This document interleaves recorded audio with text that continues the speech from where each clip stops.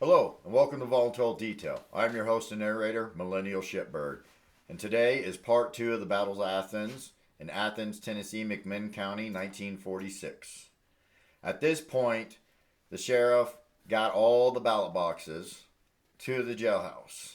Now, the veterans, knowing that they're going to get a raw deal, they're not going to get the representatives. They've already contacted the U.S. Attorney General. They contacted the governor. Their state legislator was the previous sheriff who set up all this corruption.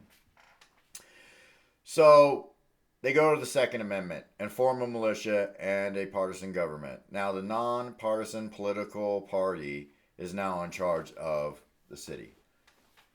What happens is they form around the jailhouse. They control it now at this point on a grassy knoll overlooking it. They say a hill, it's a grassy knoll.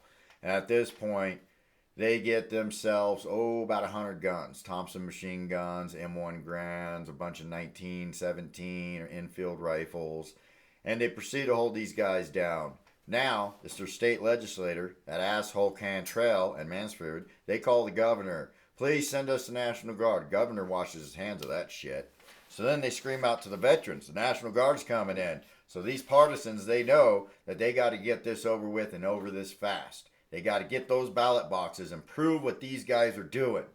So they decide to get some explosives. They blow the front door. These guys surrender. They go in. Out of the 3 ballot boxes, only one's left. And they find, after they open that and do a count in front of everybody, that they had 2/3 of the votes.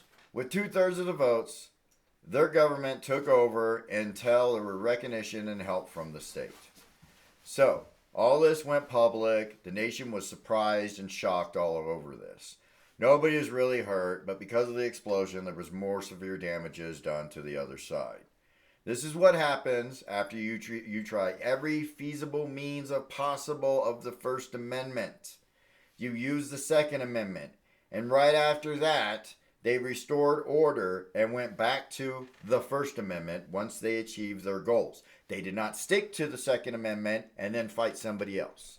Now that they've restored order and showed democracy can reign, that's it, gents. That's the Battle of Athens. If you want to read more, hear more quotes, find out names, and so on and so forth, there's a ton of information out there. Just look up the Battle of Athens, Tennessee, 1946. I hope you found anything interesting or new. And as always, go correct somebody with a little hate and discontent.